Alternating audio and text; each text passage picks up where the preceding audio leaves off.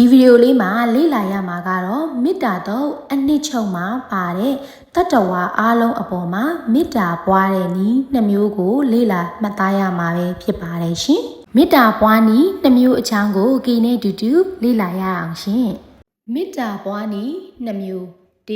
ကုသိုလ်ရယုံပွားနည်းမေတ္တာစိတ်နဲ့ရှင်သောကာယကံဝစီကံမနောကံသုံးပါးလုံးဖြင့်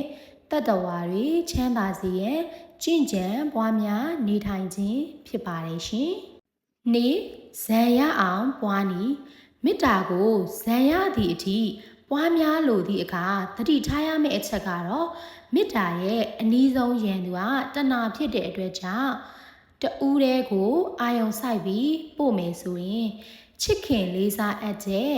လိန်တူပုဂ္ဂိုလ်တဦးကိုအာယုံပြုပြီး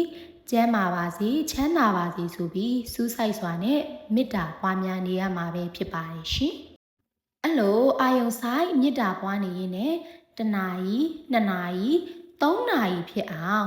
အာယုံဆိုင်ပွားများနိုင်လို့ရှိရင်တမာတိအားကောင်းလာပြီးဇန်အဆင့်အထိရရှိနိုင်ပါတယ်ရှင်။အဲ့ဒီနောက်မှာ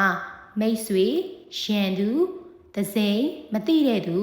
စရှိတဲ့ဖြင့်မေတ္တာစိတ်ကိုတိုးချဲ့ပွားများအားထုတ်ရမှာပဲဖြစ်ပါတယ်ရှင်။ကျမရတနာကေပါရှင်။ဒီဗီဒီယိုလေးကမေတ္တာပွားများမဲ့သူတွေအတွက်အကျိုးရှိတယ်ဆိုလို့ရှိရင် like and share လေးလုပ်ပေးသွားကြပါအောင်ရှင်။အားလုံးမင်္ဂလာရှိသောနက်နက်ခင်းလေးဖြစ်ပါစေရှင်။အဆုံးထိကြည့်ပေးတာလည်းကျေးဇူးပါရှင်။